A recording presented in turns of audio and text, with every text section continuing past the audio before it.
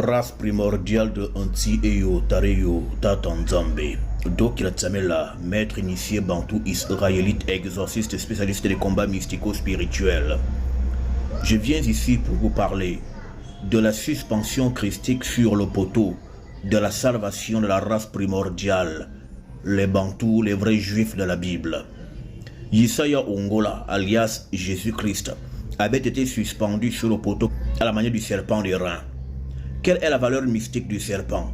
La valeur mystique du serpent retourne de la connaissance. Le serpent a la symbolique dans les textes de la connaissance et non du diable.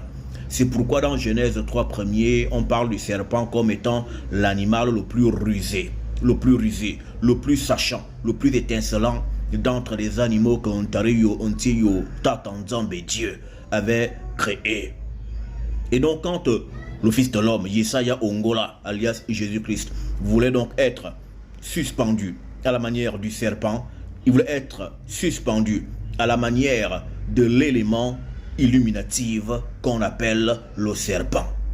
Et l'élément illuminatif, c'est-à-dire qui étincelle, c'est-à-dire qui amène l'homme à la contemplation de l'équilibre des dimensions existentielles sur l'homme, s'appelle le phallus, le bangala.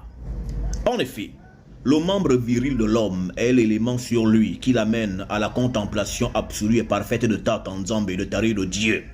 C'est pourquoi lorsque l'homme s'en sert, c'est-à-dire du phallus, du membre viril, qu'il pénètre le temple du Seigneur, qu'on appelle le vagin, l'homme atteint la dimension de l'exaltation et de l'équilibre. Et quand l'équilibre est manifesté, cette équilibration est manifestée par le goût que l'homme ressent et vit dans sa propre chair.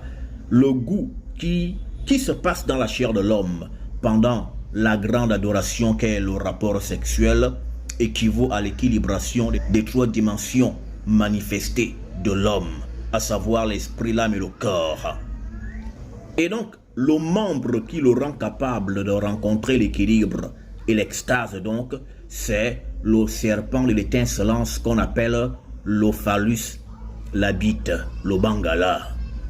Et comme le crime qui avait désaxé l'homme, le moto primordial d'avec sa femme, était un rapport sexuel précoce dans la forêt sacrée en Afrique ancestrale, Yesaya Ongola, alias Jésus-Christ, fut suspendu sur le poteau à la manière d'un membre phallique.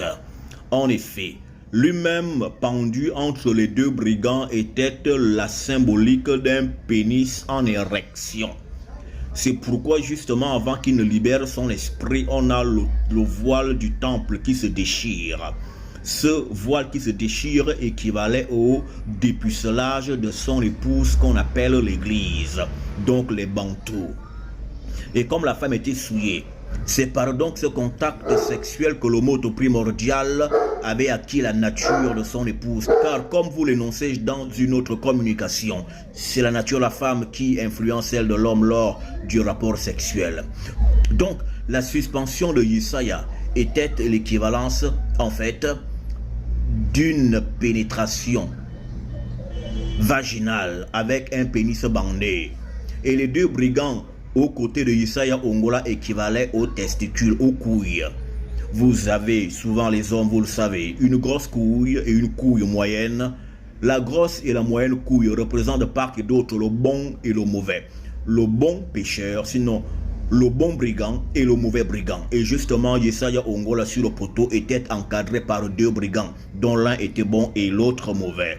Christ, Yesaya Ongola avait été suspendu entre des couilles, lui-même représentant le membre viril.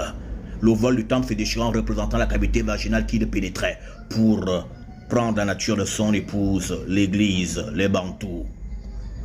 Je m'arrête là, mais ici, vous avez à pénétrer la nature sexuelle de la suspension christique sur le poteau, de la rachatabilité des Bana Israël, Boni Izuria, bantous israélites, les vrais juifs de la Bible. À très bientôt.